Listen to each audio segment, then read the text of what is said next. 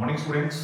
आज जो है हम पौधों में जनन जो है पढ़ने वाले हैं। रिप्रोडक्शन सिस्टम जो है प्लांट्स में किस प्रकार होता है, रिप्रोडक्शन इन प्लांट्स।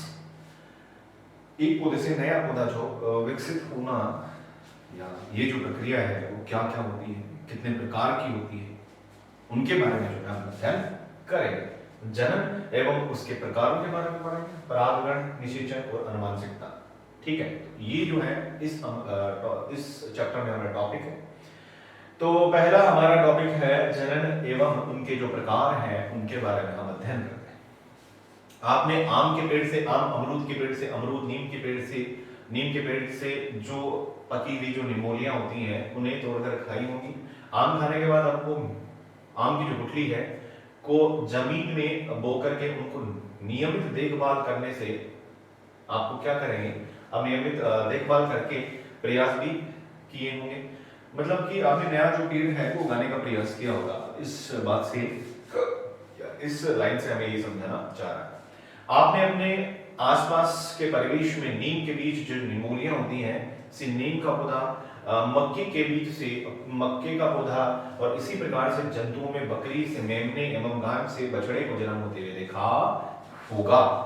जंतुओं में जो है एक नया जो बच्चा जो पैदा होता है उसकी जो प्रक्रिया रहती है वो क्या होती है, और उनसे जैसे बकरी से हमें मेमना और गाय से हमें जिस प्रकार से बछड़ा प्राप्त होता है और वो सेम ही प्रजाति का होता है, उसी प्रकार से जैसे नीम का जो निमोलियां होती हैं, नीम का जो बीज होता है उससे भी हमें नीम का जो पेड़ है वही प्राप्त होगा। इसके अलावा मक्के का जो बीज है उससे हमें मक्के का जो पौधा है वही प्राप्त होगा। कभी आपने सोचा है कि नीम के पेड़ के नीचे नीम के पौधे ही क्यों उगते हैं? दिमाग लगाया कभी?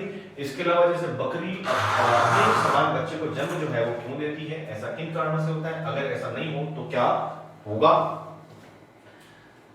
ये आपके मन में जो सवाल है वो उठते होंगे। और इस पृथ्वी पर प्रत्येक जो सजीव है जिसमें जन्म लिया है, जिसने क्या लिया है, जन्म लिया है, उसकी मृत्यु जो है वो निश्चित हो, चाहे वह पौधा हो, चाहे वह जंतु हो, चाहे वो कोई भी प्रकार का जीव हो। इसलिए अपनी जाति का अस्तित्व बनाए रखने के लिए प्रत्येक जो सजीव है अपने समान संतति जो है वो पैदा करता है, और सजीवों का अपने समान ही संतति उत्पन्न करने की प्रक्रिया जो है वो जनन कहलाती है। तो जनन क्या है? जनन क्या है? सजीवों के द्वारा अपने ही समान जो है, अपने ही समान संतति जो है उत्पन्न करने की जो प्रक्रिया है वो क्या कहलाती है? क्या कहलाती है? जनन कहलाती है। सजीवों में यह प्रक्रिया पीढ़ी दर पीढ़ी जो चलती रहती है ताकि उनकी जातियों का अस्तित्व जो है वो निरंतरता से बना रहे। ये जो है उसका कारण है। अभी बात करते हैं पौधों में जो जनन की विधियां है उनके बारे में। पहला है कायिकी जनन। जो पौधों में जो जनन होता है, पहला कायिकी जनन है, दूसरा अलैंगिक जनन, तीसरा लैंगिक जनन, चौथा निषेचन जनन। तो ये जनन के प्रकार है कायिक जनन, अलैंगिक, लैंगिक और निषेचक जो जनन है उनके बारे में बात करते हैं। सबसे पहला हमारा कायिकी जो जनन है उनके बारे में एक गतिविधि एक्टिविटी के माध्यम से ये बात हम समझेंगे कि क्या है। एक आलू लेना आपको और उसे क्या करना है, ध्यान से देखना है।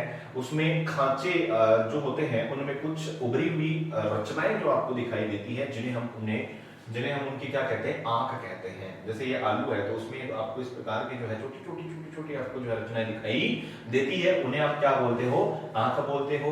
इन आंख युक्त टुकड़ों को काट करके आप क्या लगा देते हो, जमीन में लगाते हो। इनको काटिए और इन टुकड़ों को मिट्टी में खोद करके थोड़ा गड्ढा बना करके उसमें आपको क्या करना है, बोना है।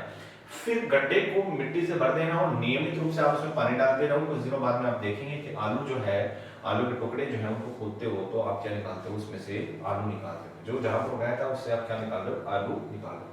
तो आलू में से कायिकी जनन जो होता है वो इस प्रकार से होता है। ठीक है। ब्रायोफिल्म की जो पत्तियां होती हैं उनसे अंकुरित इस प्रकार से जो है वो होती है। ये पत्थर चट्टे की पत्ती है। ठीक है, आपने देखा होगा पत्थर चट्टा जो होता है आपकी घरों में भी मिल जाएगा, या फिर कहीं आसपास के कोई किसी ने उगा रखा था पत्थर चट्टा होता है, वो इस प्रकार का होता है। उसका जो वैज्ञानिक नाम है वो है ब्रायोफिल्म नाम है। अवलोकन जो है हम इसका करेंगे। तो कायिकी जनन क्या है उसके बारे में ही हम पढ़ रहे हैं।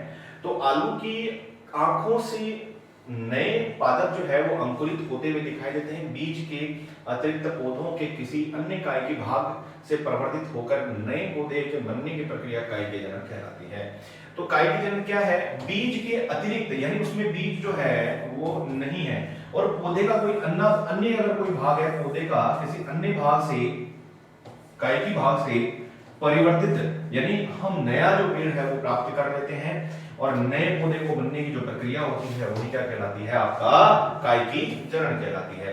तो आशा करता हूं कि कायिकी जनन जो है वो स्पष्ट हो गया। जिस प्रकार से अगर हम किसी भी पेड़ को उगाते हैं तो उसमें सर्वप्रथम हमें बीज की आवश्यकता होती है, परंतु अगर हमारे पास बीज नहीं है तो उस कंडीशन में हम क्या करेंगे? अगर नहीं है, कुछ चीजें ऐसी हैं, जैसे आलू हो गया, आपका पत्थर चट्टे का पत्ता हो गया, ये चीजें क्या करती हैं? इनको हम उगा लेते हैं, उगाने के पश्चात जो है हमें नया जो पेड़ है वो प्राप्त होता है। ये बात आपको स्पष्ट रखनी। कायिकी जनन से बनने वाले पौधे अपने पैतृक पौधे के समान ही गुण वाले होते हैं और ये क्या कहलाते हैं? क्लोन कहलाते हैं।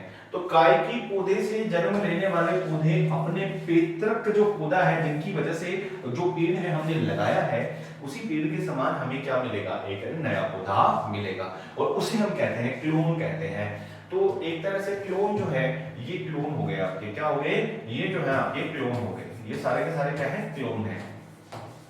जो नया पेड़ आपका प्राप्त हो रहा है वो सारा का सारा क्या है? क्लोन है। ठीक है, क्लोन। ठीक है। कायिकी जनन से बनने वाले पौधों के पैतृक गुणों, जो उसका पौधा है, पैतृक जो पौधा है उसके गुण है, उसी के समान एक हमें नया पौधा उसे हम क्लोन कहते हैं। उदाहरण के लिए आलू हो गया, घास हो गया, प्याज हो गया, अरबी हो गई, आपकी अदरक हो गई, चमेली हो गई, ये सारे के सारे क्या है? कायिकी जनन के ही उदाहरण हैं। इसी प्रकार ब्रायोफिल्म जो है, जिसे हम पत्थर चट्टा कहते हैं, कि पत्ती के खांचे में कलिकाएं जो है वो पाई जाती हैं और इन कलिकाओं अथवा कलिकाओं युक्त पत्तियों की गीली मिट्टी में हम अगर लगा दें और गिर जाए या फिर लगा दें और गिर जाती हैं तो एक नया पौधा जो है उसका विकास हो जाता है। ठीक है। इसी प्रकार से कैक्टस का जो तना है, कैक्टस के तने से अलग होकर नए पादप को जन्म देता है। यह एवं एक जो उदाहरण और बताया है, डहेलिया, जो डहालियां होती हैं उनमें जड़ जो होती हैं, डहालियों में जड़ों एवं नए जो पादप हैं उनका जन्म होता है। ठीक है। तो ये कैक्टस हो गया। कैक्टस देखा होगा हमारे राजस्थान में पाया भी जाता है। राजस्थान में जैसे हमारे राजस्थान में जो मरुस्थलीय इलाकों में जिसमें कांटे बहुत सारे लगे होते हैं, जो है ना, हमने मतलब बाड़ों के ऊपर उगा हुआ देखा होगा, जिसमें से ऐसा इस हाथ की हथेलीनुमा रहती है और उसमें कांटे निकले होते हैं, वो कैक्टस होता है। ठीक है। गुलाब, चलिए गतिविधि एक दूसरी देखते हैं कि गुलाब की एक शाखा को उसकी पर्व संधि से काटिए। पर्व जो संधि है मतलब एक इस प्रकार की जो संधि है उसको हमने पर्व संधि कहा। ठीक है। पर्व संधि तने या शाखा का वह भाग है जहां से पत्ती निकलती है। क्या निकलती है? पत्ती निकलती है। जिस भाग से पत्ती निकलेगी उसको हमने क्या बोला है? पर्व संधि बोला है। शाखा का यह 10 से 12 सेंटीमीटर लंबा टुकड़ा कृत्न या कलम जो है वो कहलाता है। इसे तिरछा काट करके, इसे कैसे काटना है? तिरछा काटना है और तिरछा काट करके मिट्टी में आपको क्या कर देना है? दबा देना और पानी जो है वो देना है। अवलोकन करना है कि कलम से नई शाखा को निकलने के लिए कितने दिन लगते हैं। यह कलम धीरे धीरे नए पौधे में परिवर्तन हो जाती है, देखा होगा आपने। तो यहाँ पर ये दिखाई गई है कि अक्ष से जुड़ी हुई जो कलिकाएं हैं वो देखा होगा कि जिस प्रकार से निकलती हैं। ठीक है। तो कायिकी जनन के जो लक्षण होते हैं, कायिकी जनन क्या है, उसके लक्षण क्या है, उनके बारे में बात करते हैं। लाभ क्या है? इनसे पादप कम समय में विकसित हो जाता है। इससे पादप से पुष्प व फल कम अवधि में प्राप्त हो जाते हैं। इसमें नवीन पादप एक ही जनक से प्राप्त हो जाता है। मतलब आपको जो जनक यानी कि मेल और फीमेल की आवश्यकता नहीं रहती है इसमें। अगर आपने एक जो पौधा है उसी से आप नया पौधा जो है वो बना सकते हैं। इसमें नवीन पादप एक ही जनक से प्राप्त हो जाता है, यानी नया जो पौधा है वो एक जनक से आपको प्राप्त होगा। इसमें अनुवांशिकीय स्वरूप पौधे ही लगते हैं, जिससे पैतृक लक्षण जो है वो सुरक्षित रहते हैं। जो पौधा हमने जिससे काटा है या फिर जिस गुलाब के पेड़ से हमने जो कलिका काटी, सेम उसी प्रकार का जो है हमें नया पौधा प्राप्त होगा। अगला हमारा अलैंगिक जनन क्या है उसके बारे में जो है हम विस्तार से अध्ययन करेंगे। और अलैंगिक जो जनन है आपके अग्रिम जो क्लासेस है उसमें भी बहुत ज्यादा महत्वपूर्ण रहेगा। अलैंगिक जनन, ये सारे जनन जो है बायो अगर पढ़ते हैं तो आपको हमेशा जो है वो काम आता रहेगा। इस विधि में नए जीव की उत्पत्ति एक ही जनक से होती है। तो कायिक जनन में भी एक ही जनक था और यहाँ पर अलैंगिक में भी एक ही जनक है, तो जीव की उत्पत्ति एक ही जनक से होती है। इस प्रकार के जनन में युग्मकों का संलयन नहीं होता और कोशिका में गुणसूत्रों की जो संख्या है वो समान बनी रहती है। अलैंगिक जनन निम्नलिखित विधियों से हो सकता है। अलैंगिक जनन जो है वो निम्नलिखित विधियों से हो सकता है। पहली जो विधि है अलैंगिक जनन की, मुकुलन है। एक गतिविधि के माध्यम से हम समझेंगे। अपने घर के नजदीक या परिक्षेत्र में स्थित बेकरी जो होती है, बेकरी की दुकान से एक यीस्ट जो होता है, यीस्ट आता है, ठीक है, यीस्ट का पाउडर जो है वो आप ले लें, या इसे हम यीस्ट क्विक भी ले सकते हैं। चुटकी भर यीस्ट को पात्र में ले लीजिए और जल उसमें डालते हैं। अब इसमें जो शक्कर है वो 1 चम्मच आपको डालनी है। अब उसको आपको जल को खिलाना है और एक पात्र को गर्म जगह पर आपको क्या कर देना है, रख देना है।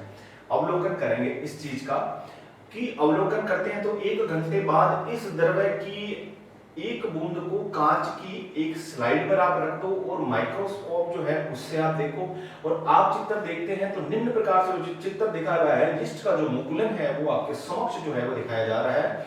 इसके अनुसार नई जो यीस्ट कोशिकाएं हैं वो आपको दिखाई देती हैं। यीस्ट कोशिकाओं से छोटे बल्ब के स्वरूप जो है आपको मुकुलन जो है बनता हुआ दिखाई देगा। धीरे धीरे मुकुलन में वृद्धि होगी और जब यह जनक से अलग होगा एक नई यीस्ट कोशिका जो है वो बन जाएगी।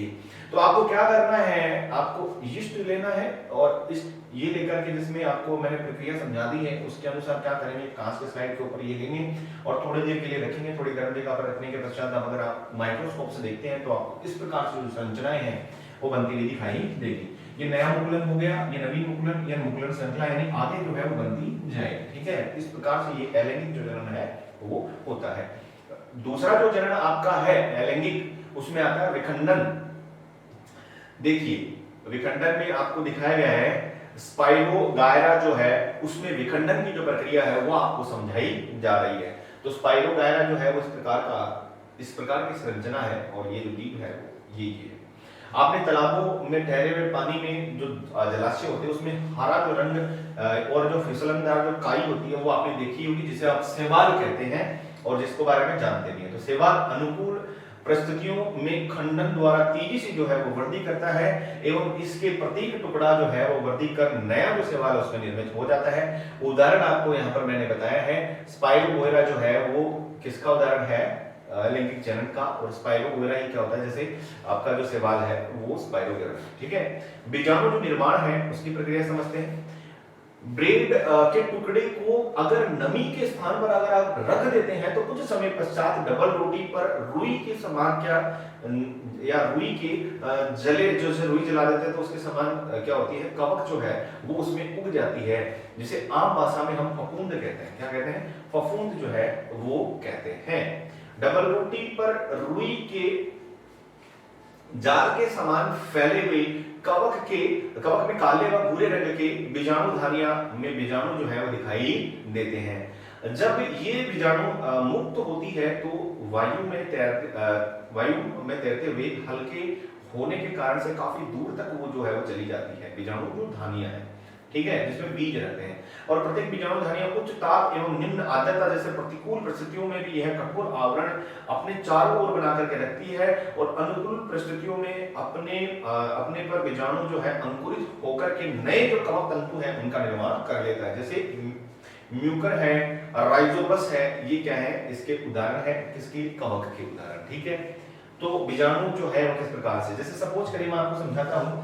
अगर जैसे मान लीजिए जो नमी के स्थान पर अगर आपने डबल रोटी रख दी, ठीक है, उसमें क्या करेंगे, आपने देखा होगा रुई के समान जो आकृति है वो आपको बनी हुई दिखाई देती है। ठीक है, इसमें से जो मान लीजिए यहाँ पर जो बीज का निर्माण हुआ वो ऐसे बड़ी बीज धानियों में ऐसे निर्माण जो है वो उसका हो गया। ठीक है, अब ये क्या करेगा, हवा के साथ उड़ जाएगा। क्या करेगा, हवा के साथ जो है वो उड़ जाएगा। ठीक है, तो बीजाणु धानियां जब ये बीजाणु मुक्त होते हैं तो वायु में तैरने लगते हैं और हल्के होने के कारण से दूर दूर तक चले जाते हैं। तो मानो दूर दूर तक चले गए। ठीक है, और प्रत्येक बीजाणु उच्च ताप और निम्न आर्द्रता यानी कि बहुत ज्यादा अगर क्या हो, तापमान हो, ताप क्या हो, उच्च हो, और आर्द्रता पानी में आपकी जो वायु है उसमें जलवाष्प की मात्रा जो होती है वो आर्द्रता कहलाती है। ठीक है, तो ये दोनों कंडीशन अगर इसकी प्रतिकूल हो, जिसमें ये सर्वाइव नहीं कर सकता, उसमें भी क्या करेगा, ये सर्वाइव करेगा। क्यों? क्योंकि उसके ऊपर एक प्रकार की परत चढ़ी हुई होती है, जिसकी वजह से क्या करता है, ये जो अवस्था थी या ये जो परिस्थिति थी, इसमें क्या कर लिया, इसने सर्वाइव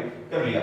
अब इसके अनुकूल अगर परिस्थिति होगी तो यही कवक क्या करेगा, अपने जैसे और कवक बना लेगा और कवक बना करके ये क्या करेगा, उस जगह पर फैल जाएगा। ठीक है, तो प्रतिकूल परिस्थितियों में तो जिस प्रकार से कठोर आवरण था उसमें इसका चारों तरफ से बना लेता है और इसका अपने आप को बचाव कर लेता है, और अनुकूल जो परिस्थितियां होती है उसमें बीजाणु जो है वो अंकुरित होकर नए कवक तंतु जो है उनको विकसित कर लेता है। एग्जाम्पल आपको समझा दिया। इसी प्रकार से जो इस प्रकार का जो जनन है वो सामान्यतः है निम्न वर्गों जैसे है आपके सजीव जो है उनमें होता है, सेवाल हो गया, कवक हो गया, मोस हो गया और फर्ण जो है उनमें होता है। तो म्यूकर का जो बीज है आपको यहाँ पर समझाया जा रहा है, म्यूकर जो है वो किस प्रकार का है, कवक जाल यहाँ पर बना, फिर बीजाणु धारियां बनी और बीजाणु जो है वो फूटने के पश्चात से दूर दूर स्थानों पर चला गया। ठीक है, तो लैंगिक जनन जो हमारा है वो हम पढ़ेंगे अगले हमारे टॉपिक में, और अभी तक मैंने आपको दो जो जनन है वो अच्छे से आपको समझाए हैं। आशा करता हूँ कि ये टॉपिक जो आपको अच्छे से समझ में आ रहा होगा। थोड़ा सा ध्यान लगा के पढ़ना, ये बहुत ज्यादा इंपॉर्टेंट टॉपिक है। धन्यवाद।